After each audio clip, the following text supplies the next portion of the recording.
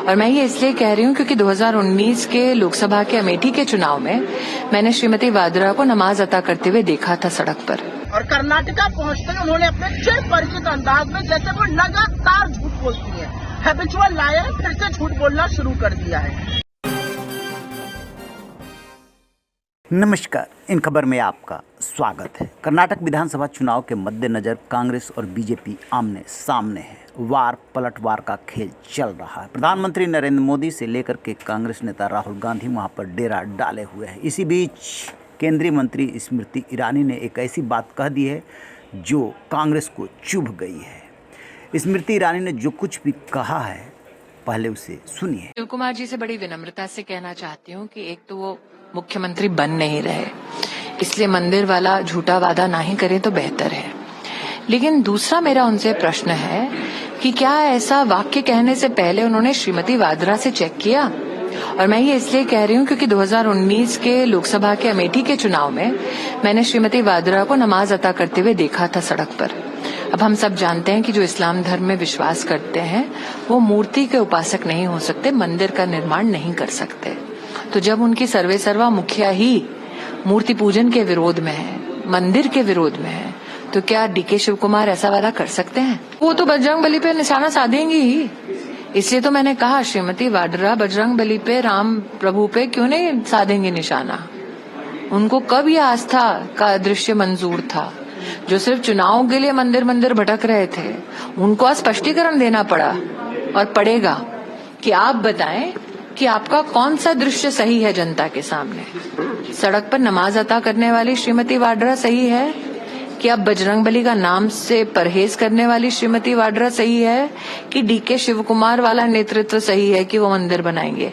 इन तीनों में से सही चित्र और चरित्र क्या है? सुना आपने, वो कह रही हैं कि 2019 में उन्होंने प्रियंका गांधी वाड्रा को अपनी आंखों से नमाज पढ़ते हुए देखा है।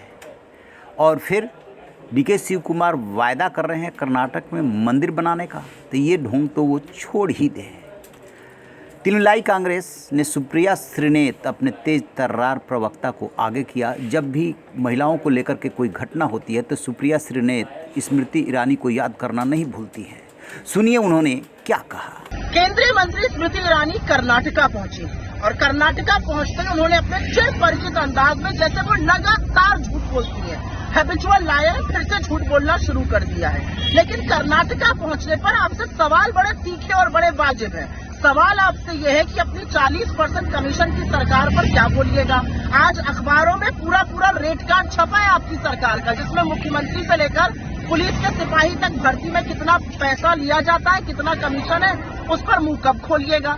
आप चुप्पी कब तोड़िएगा? जो कर्नाटका में आपकी सरकार ने भ्रष्टाचार का आतंक मचा रखा है, जो कर्नाटका में बेरोजगारी का आतंक मचा रखा है, जो कर्नाटका में भाजपा की 40% सरकार ने महंगाई का आतंक मचा रखा है, उन विषयों पर आप कब बोलिएगा और कब तक आप मुद्दों से भटकाने का प्रयास करिएगा? ये इस देश का दुर्भाग्य है कि इस देश की महिला बाल विकास मंत्री जंतर मंतर पर बैठी हुई बेटियों के पक्ष में एक शब्द नहीं बोलती और गला तब फाड़ती है, मुंह तब खोलती है जब राहुल गांधी या गांधी परिवार के खिलाफ कुछ बोलना होता है। आप लाख कोशिशें कर लीजिए स्मृति जी, कर्नाटक ने मन बना लिया है, आपकी 40% कमीशन खोरी सरकार को कर्नाटक निकाल बाहर करेगा और कांग्रेस को विजयी बनाएगा। लेकिन आप पर तरस आता है कि आपकी राजनीति और आपका वजूद सिर्फ गांधी परिवार के खिलाफ बोलने पर है, पर मुद्दों से हम आपको भटकाने नहीं देंगे। ये चुनाव 40% कमीशन खोरी पर अपनी चुप्पी तोड़िए।